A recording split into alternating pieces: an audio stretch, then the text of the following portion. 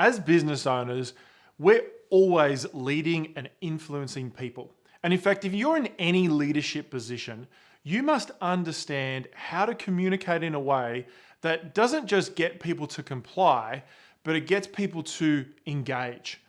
In this short video, I'm going to share with you some language secrets on how to unlock the potential of your people, of your contractors, of anyone who you come into contact with, so that they don't just comply with what you want, but they engage in what you want.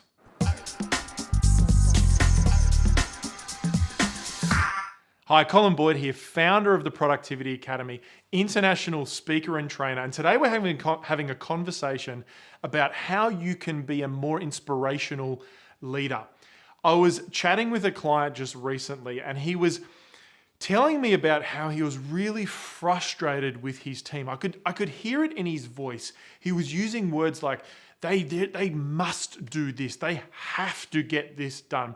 If they don't get this done, then they're going to get in trouble, or they're going to have this impact or this ramification happen. And I could tell he was so frustrated. I had the opportunity to chat with some of the people in his team, and I heard even in their voice almost like this sense of fear and animosity towards him as a leader. And what I noticed was that this particular leader, whether he knew it or not, and it was probably simply subconscious and just out of his frustration, but essentially what he was creating this culture of compliance.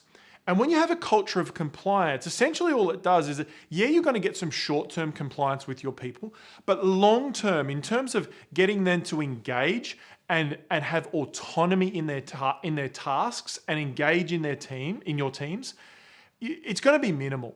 So I want to share with you how you can flip that necessity language of you should, you could, you should, you must, you have to, you don't, all this sort of language that creates compliance, and move it into a more aspirational and inspirational language that will create engagement for your staff. So the way that you create more aspiration and engagement in your staff members is to use inspirational or possibility language. Now, possibility language is words that allow people to have choice.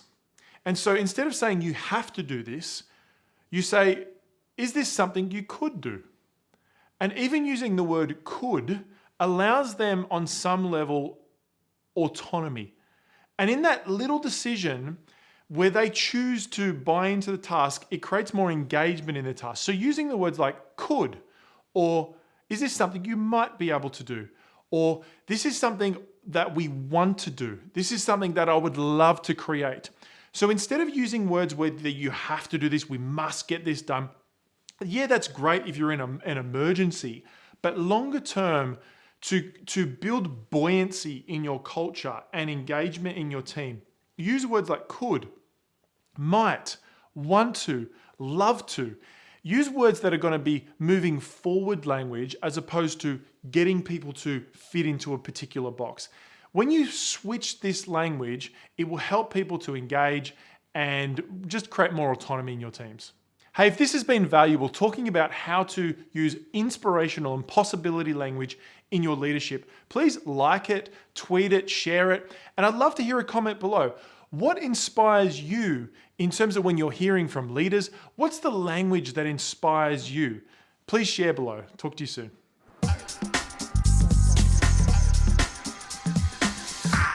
Just the other day, oh no, sorry, hang on.